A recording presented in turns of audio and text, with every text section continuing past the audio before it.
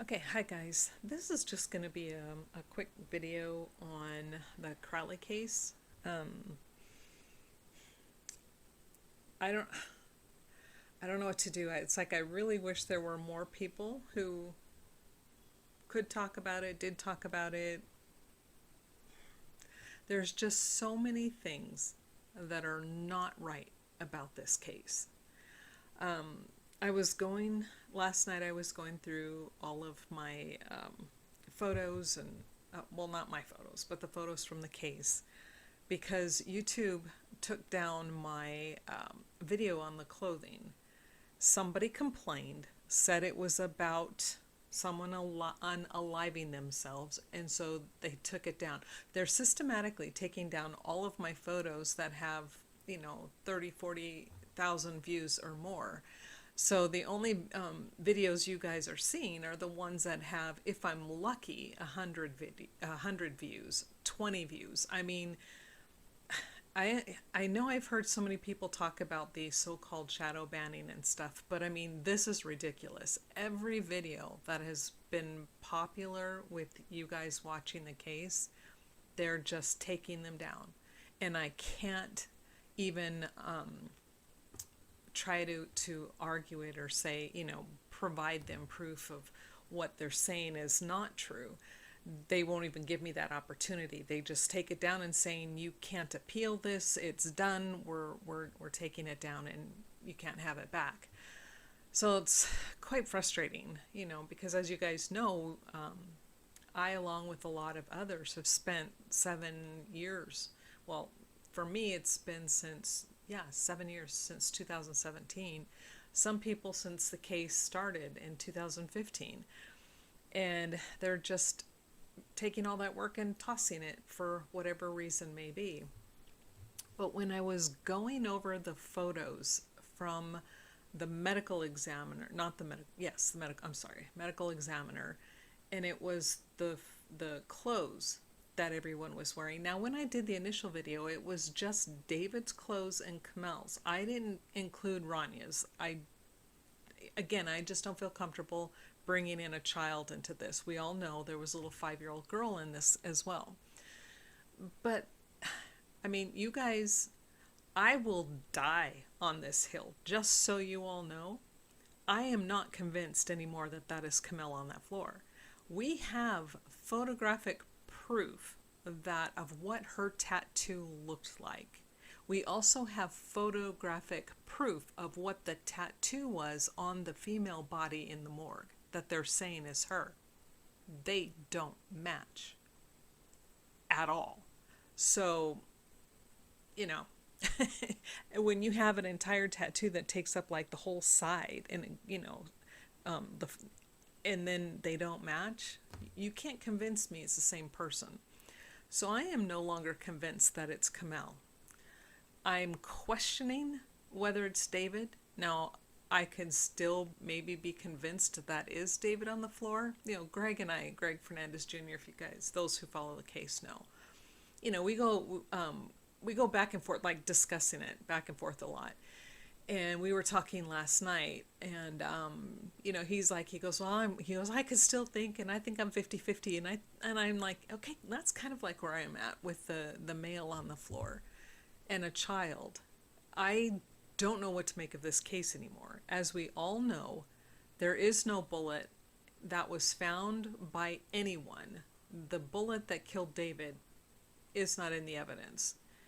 The bullet that killed Rania, I'm not convinced is in the evidence. There's one bullet that has her DNA on it. However, it is shiny, it's clean, and it's the same bullet that rolled out of the carpet when the cleaners were cleaning up and rolling it, and it rolled out and landed on the floor. So in my brain, I'm like, okay, that was just one that, I picked up her DNA because it rolled through the spot where she was lying. It's what makes sense to me. Because the ones that killed the Kamel, those have hair, it has tissue, you see that it actually went through somebody's head. So, and Ranya's blood is missing at the scene, David's blood is missing. not there. Okay? How do you have three people, four headshots, and only one person's blood in the entire house? The only place where David's DNA and or blood were found along with Ranya's was a small spot on the gun, a small spot on that one bullet for Ranya, and on the knife. And the knife, it was just they had to swab it, right? They didn't find, like, it wasn't full of blood or anything, but they found it on the swab. And they had to then, when they're doing these DNA samples, they had to keep, you know, oh, I can't think of the word. Sorry, brain fog. Where they keep replicating. They're replicating the DNA over and over and over because it's so minute that they finally, after so many hundreds of replications, they finally get enough of a profile to say, okay, it belongs to them, but we don't know who else it could have belonged to, but we know there are more contributors. The blood doesn't match up. The DNA doesn't match up. The tattoos don't match up. And now, last night when I was looking at the clothes, the blood stains on the clothes from the ME's office, the photographs we got from the ME's office, versus the photo we have of them on the ground. And I'm not going to share that with people. I mean, there are places where you can find that. Look up Greg Fernandez Jr. I think he has that photograph on his website. What is it? The gray stage. You know, so please don't ask me. I'm not going to share it. But when you compare the blood stains from the clothes in the ME's office to the clothes on the bodies on the floor, I mean, they look the same, but the blood stains don't match. Why? Tattoos don't match. Blood stains don't match. Missing blood. I don't know what's going on with this anymore. There's proof that after the bodies were on the floor, and they were found, and again, you can't convince me it's Kamel. I don't believe it at all. At all. It's in my head, nope, that's a body double on the floor for her. But you see the blacklight report, and you see the bodies were located January 17th, and on January 14th, so clearly these bodies were already deceased. And that's another thing too. David died first. His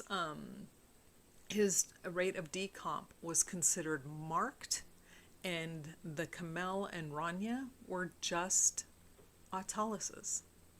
David had marked autolysis. They had autolysis. Now, there are degrees of autolysis, and marked is more advanced than just autolysis. So the David on the floor died first. And, so we've known all along that whether that's David or not, there's proof within the evidence given to us. He did not do this. This has been presented to everybody I can think of, and nobody gives a iota. Nobody cares at all. So there's an active cover-up and an active lack of concern. So why? Why? I don't know. I have no idea. So if you guys have some theories, I'd be interested in hearing it. But again, why don't the clothes match? Why don't the blood stains on the clothes match now? And there are 3 separate areas. Now, if you go and you can find the Tony Floyd photographs from the medical examiner's office, I want you to look at 4 distinct photographs. That's of the corset, David's long-sleeved white shirt, David's boxer shorts, and hold on, let me think. And the sweatpants, David's sweatpants. You will see that the blood on the white strip on the right side of the pants doesn't match up. You'll see that the blood stains on the boxers don't match up. The corset, is it even the same one? The blood on that doesn't match up. The shirt, the white shirt that David had on in the photograph, he had three shirts on. He had a black wife beater, he had the white long sleeve shirt, and then he had a gray shirt on top of it.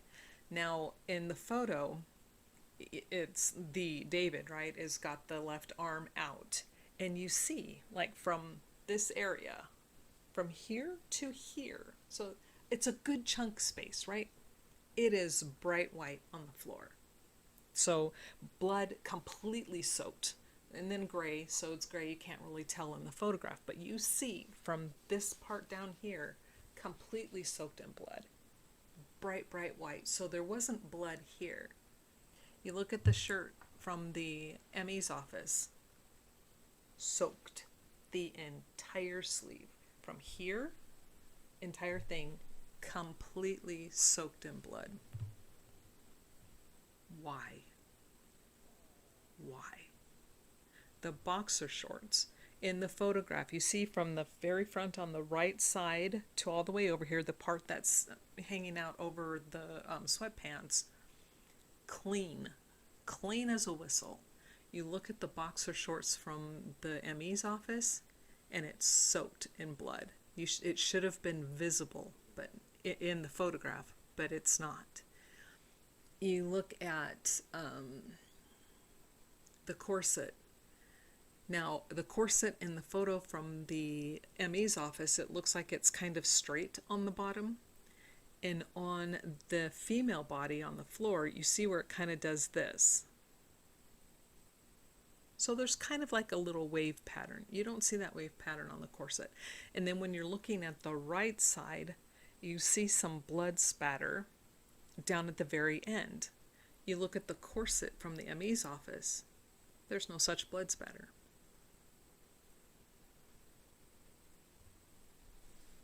Why? The pants. Again, let's go back. David, you can see that on the left side, left upper thigh, you can see where there's a rip in the pants. And it's just a small, because you see red underneath it, right? Just, it looks relatively small, but again, we don't know. It's not a really good photograph.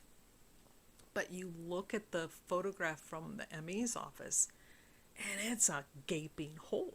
It's huge.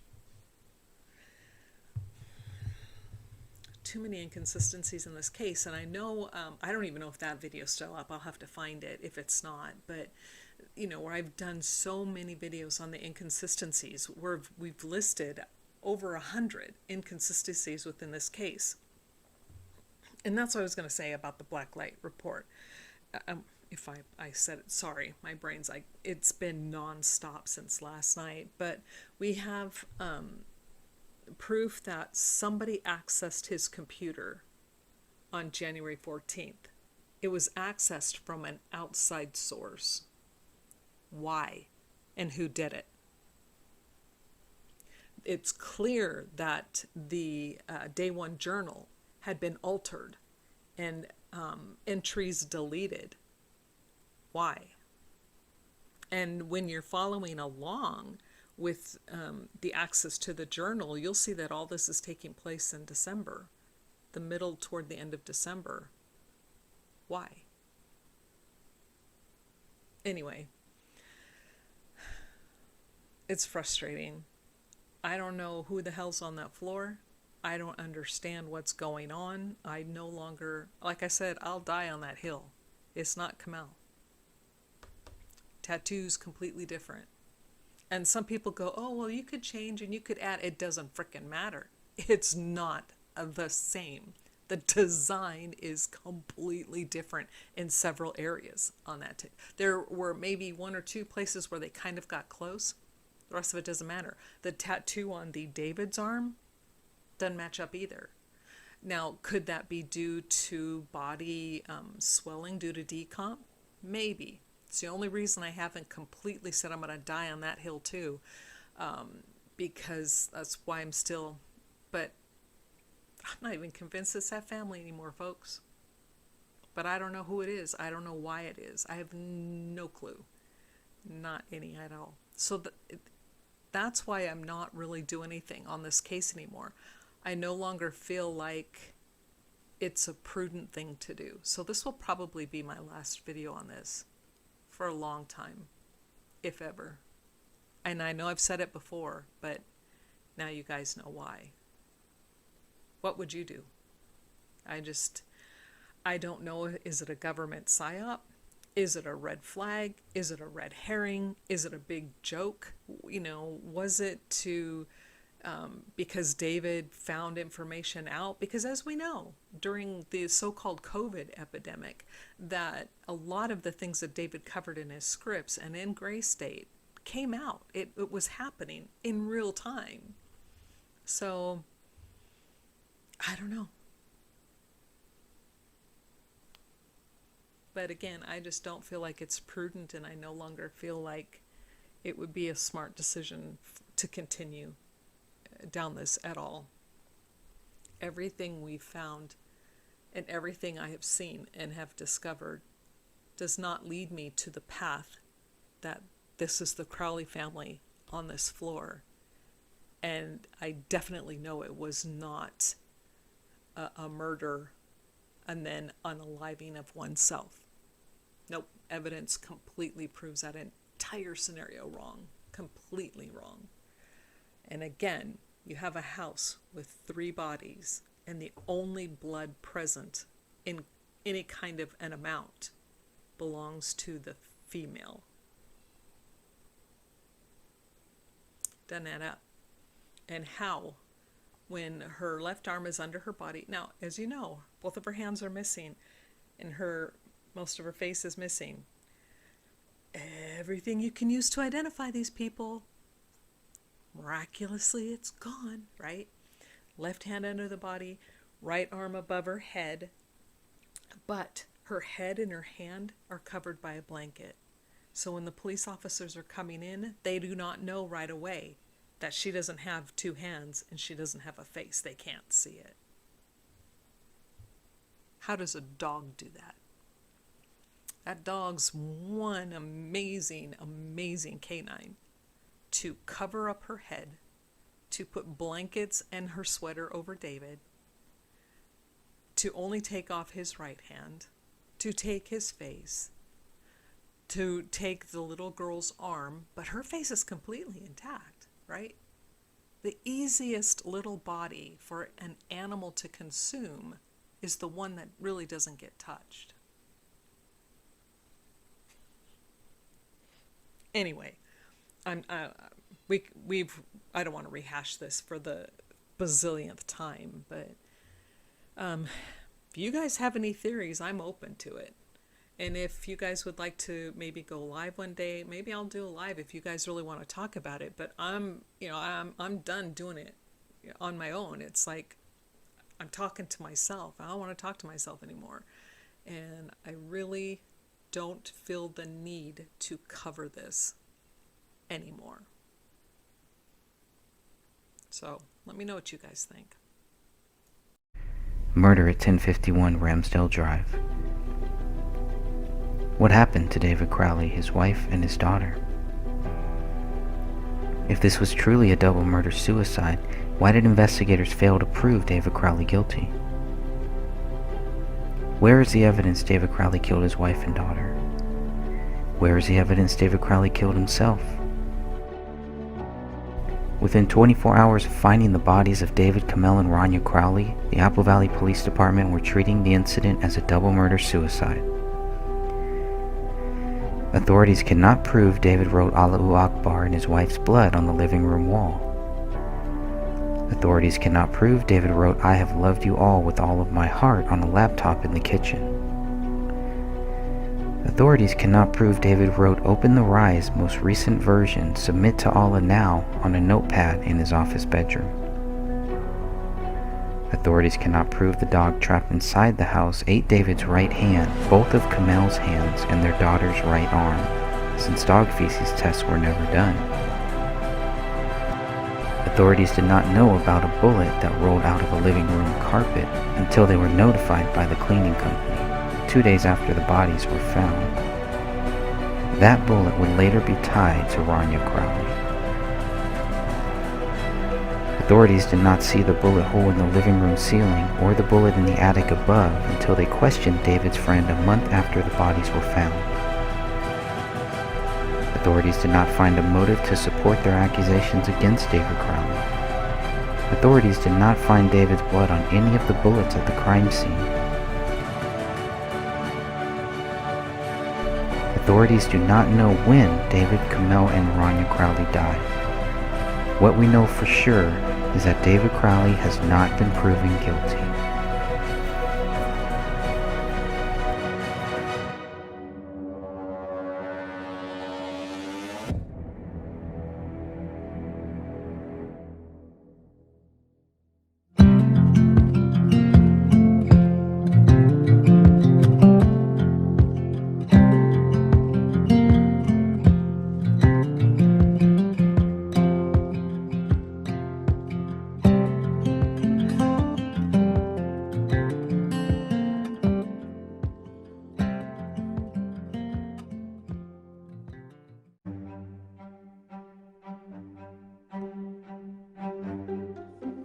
The fall of Gray State. The fall of Gray State did not happen when David died. Gray State fell when those who worked alongside of David took the project and tried to make it their own. Gray State fell when those associated with the social media pages claimed David was guilty within weeks, if not days, of the bodies being found. This is long before the DNA, ballistics, electronic records, and financial records all proved there was no evidence of their friend's guilt. The team simply jumped the gun and concluded David was a child killer, a wife killer, and a coward who committed suicide. That is the fall of the Gray State.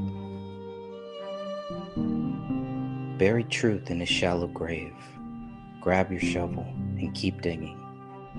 On the surface, we were told David Crowley was guilty of a double murder-suicide. We were told the case was closed, that David was the perpetrator, and the public was not in any danger. We wanted to believe them. But what they told us was not the truth. The more we began to dig for the truth, the more truth we found buried under the surface.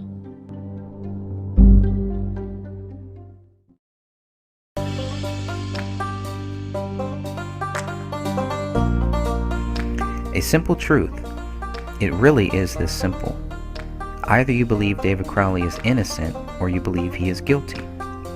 If you believe David Crowley is guilty, you are wrong. If you believe David Crowley is innocent, you are right.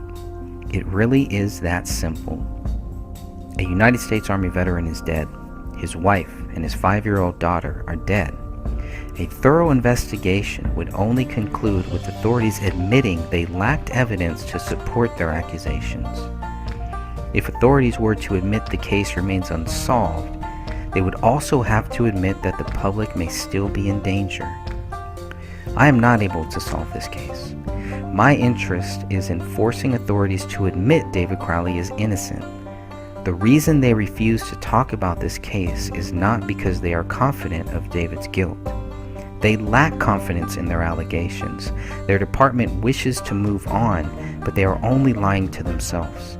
They must know the simple truth, and they need to publicly admit this. Their credibility depends on it now. The unspoken truth is that David is innocent until proven guilty. Why are authorities running from this simple truth? How long do they think they can run for? You cannot run from God. You cannot run from your nightmares. And you cannot run from the facts. Why would anyone want to? What could possibly motivate someone to try? If you cannot prove David Crowley guilty, then he remains innocent. It's as simple as that.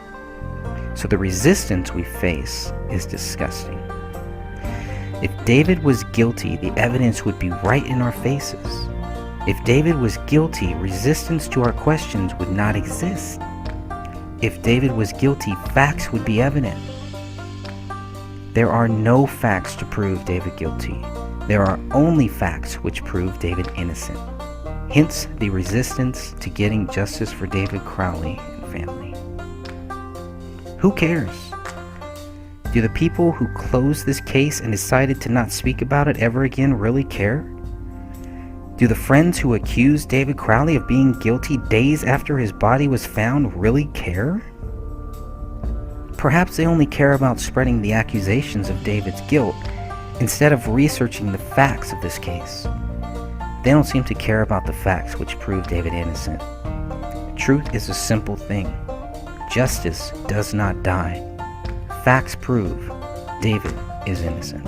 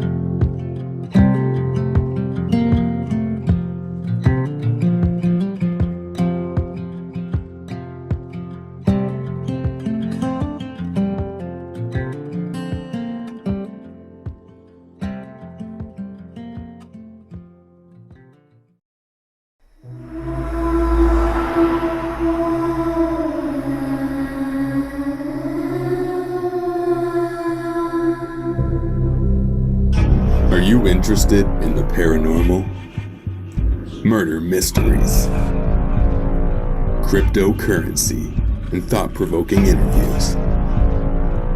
Then check out Crypt Rick's I've Been Thinking on YouTube, or every Monday night at 6 p.m. Eastern Standard Time. Studio A at Revolution Radio, freedomslips.com.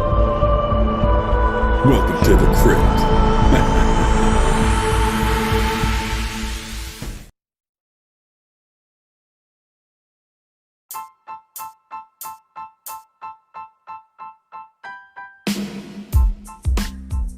Hey, what's up everybody? This is Ross from Planet X Filmworks channel on YouTube and the Zodiac Files True Crime series.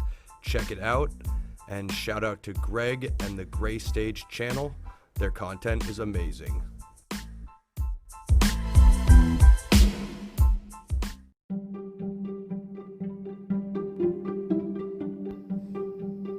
Hello everyone, this is Sophia from the Gray Stage podcast, and I'd like to invite all of our listeners to join the Justice for David Crowley and Family group located on Facebook, where we have almost 4,000 members. In this group, we welcome discussions regarding the case and have all of the documents located in the files section for everyone to review. If you like, you're welcome to visit Greg Fernandez Jr.'s website called The Gray Stage. It's located at thegraystagewordpress.com.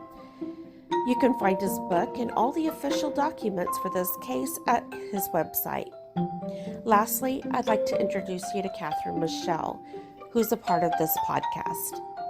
Catherine Michele has a YouTube channel under her name, where she mainly discusses the Crowley case. So please feel free to stop by and give her channel a like and a listen. Until our next podcast, keep seeking the truth and justice for David Crowley and his family.